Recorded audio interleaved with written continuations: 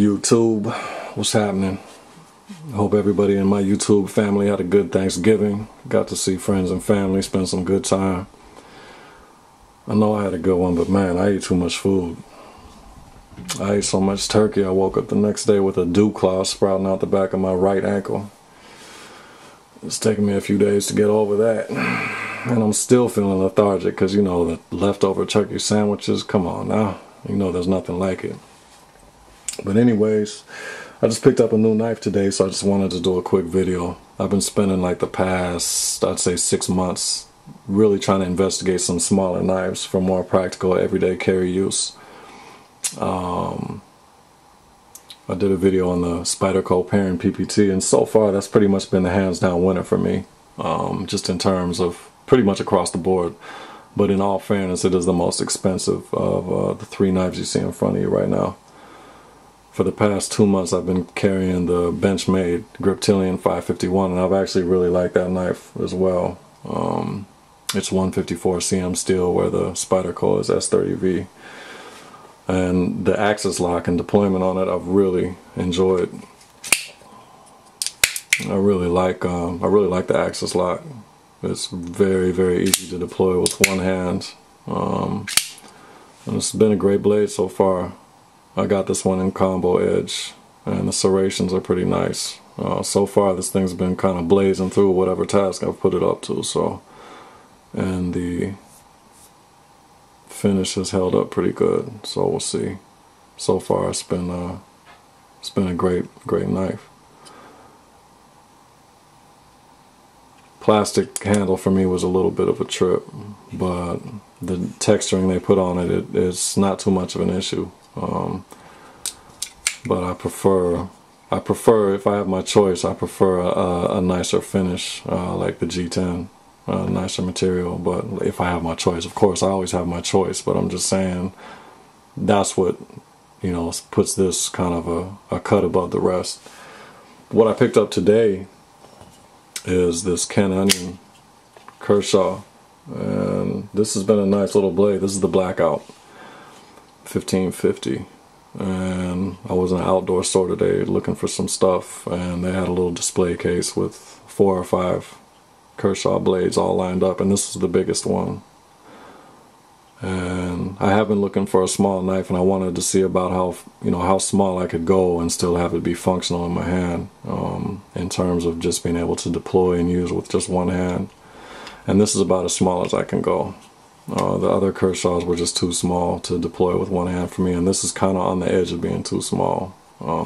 Like I said, it's brand new, it's only a couple hours old, so I'm going to have to get used to where the blade needs to kind of sit in my hand to deploy it. But what I find, because it is a smaller knife, is my fingers will, you know, just when I pull it out, my fingers will be up against the blade. And when I try to deploy it, my own fingers will stop the blade from deploying. So I need to get used to kind of moving it into a position where I can deploy it. So I don't quite have it together yet. I'm curious to see how it goes. Alright, like the Benchmade, actually these 2 knives are very similar.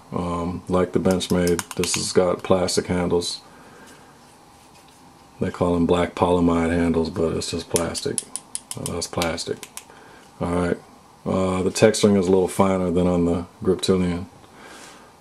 And actually I kind of like the placement of the texturing. It's in a good spot to be pretty effective.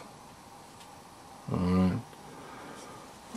It does have, if I can get the camera to focus, work with me, there we go.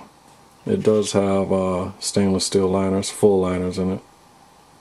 So it is a pretty sturdy little blade. See the liners in there.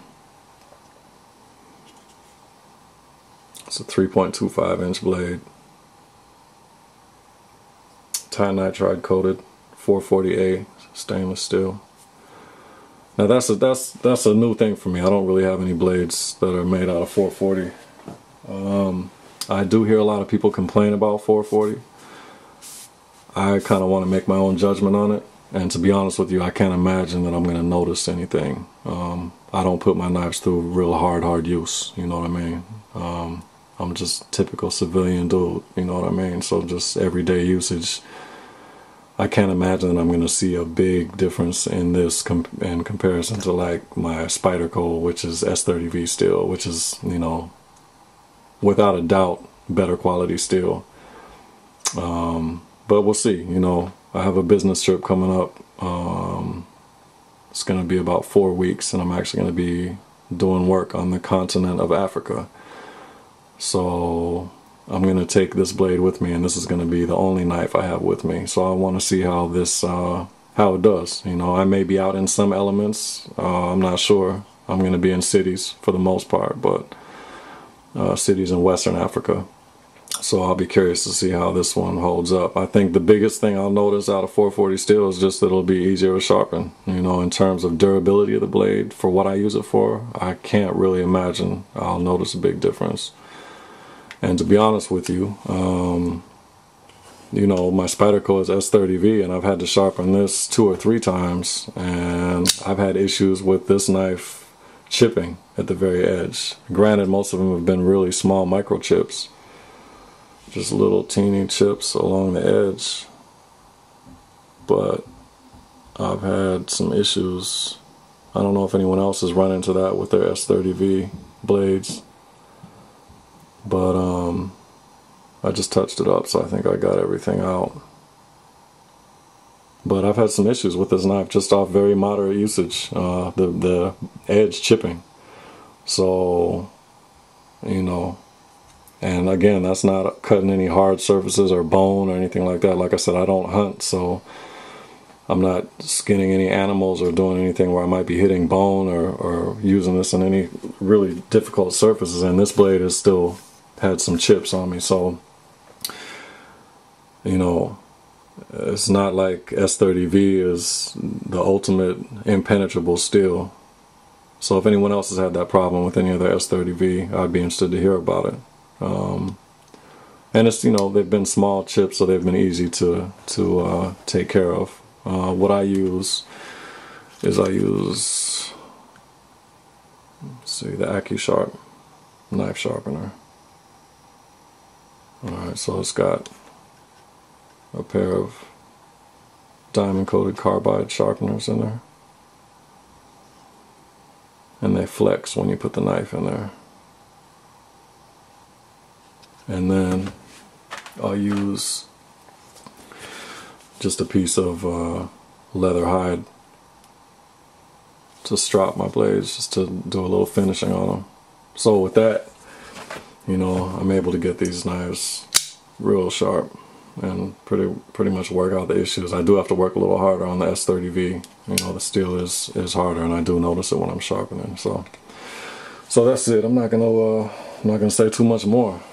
I'm curious to see how the Kershaw Ken Onion Blackout, how it works for me, just in my everyday tasks, and anxious to put this 440A steel to the test and see how it does. See if all the complaints out there I hear are valid, or if it's just a case of people picking up on a few lines that they've heard and just regurgitating it as gospel, which tends to happen a lot on the internet. I'm not saying it's a bad thing, it's just a reality. So I definitely want to put this to use and make my own judgment on it. Alright, YouTube, as always, be safe and God bless. I'll talk to you guys soon. Take care.